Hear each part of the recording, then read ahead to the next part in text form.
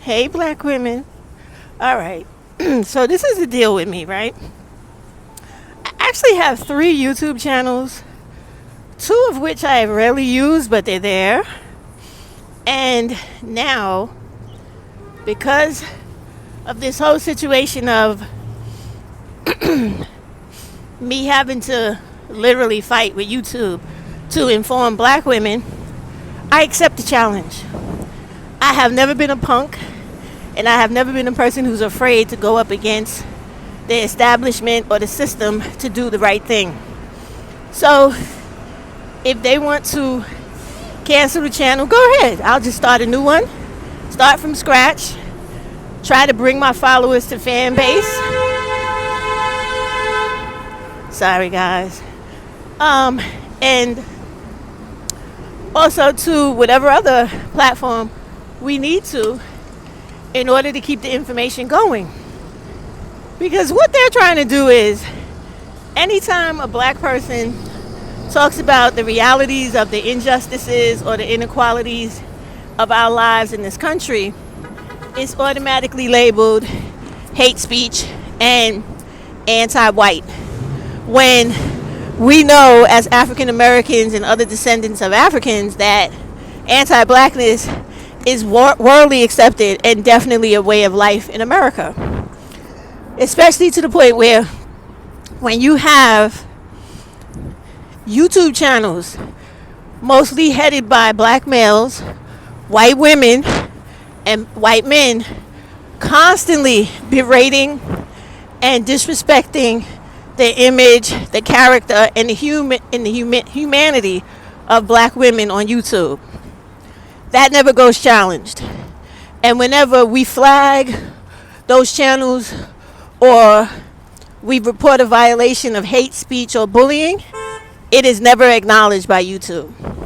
So honestly and truthfully, guys, the only way you're going to get control of YouTube, remember I told you, you're very powerful. And these are the things that they get upset about because I speak radical truths. And no one in power likes a person who teaches other people to do that and to know of those things. Radical power, right? You are the number one consumer in this country, meaning nothing becomes a trend where people rush out, buy it, spend money, continually spend money on it, and makes that makes that company thrive or that product thrive, right? So if black women decided, which they should, which is what I'm always trying to advocate for, is to understand that your backing, your sponsoring behind companies, whether you understand you're doing it or not, is worth money.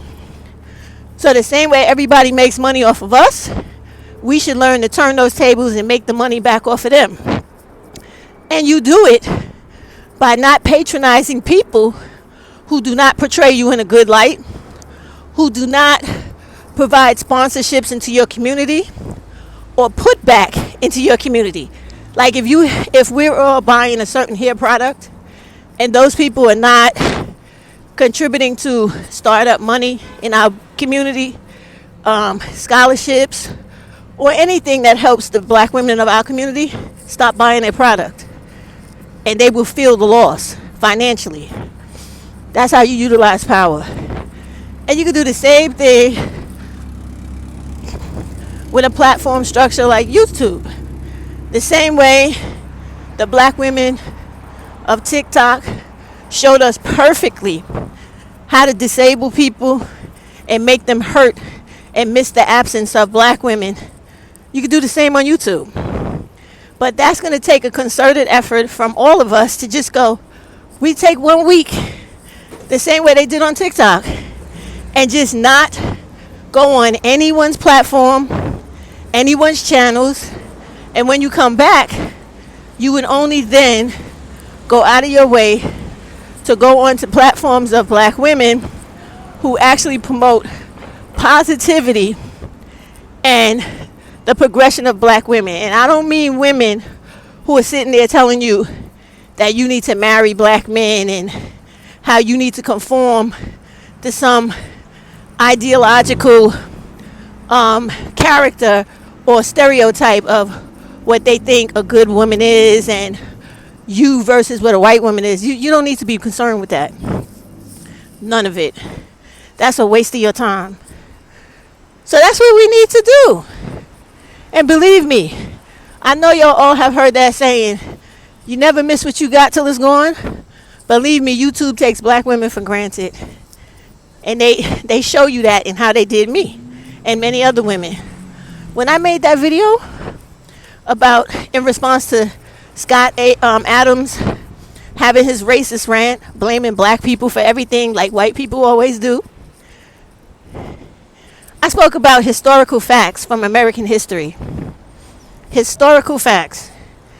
And they decided that historical facts was hate speech because it didn't put white people, go ahead y'all, white people in a good light. And so when I tried to appeal it, I explained there is no hate speech. I was reiterating American history. As soon as I typed that in and sent it, not even 5 seconds later, they sent back a message trying to be funny, trying to feel like they had actually won or conquered something or done something to me that was harmful with appeal rejected. And there was no way for me to write back and say, you don't think I didn't expect that?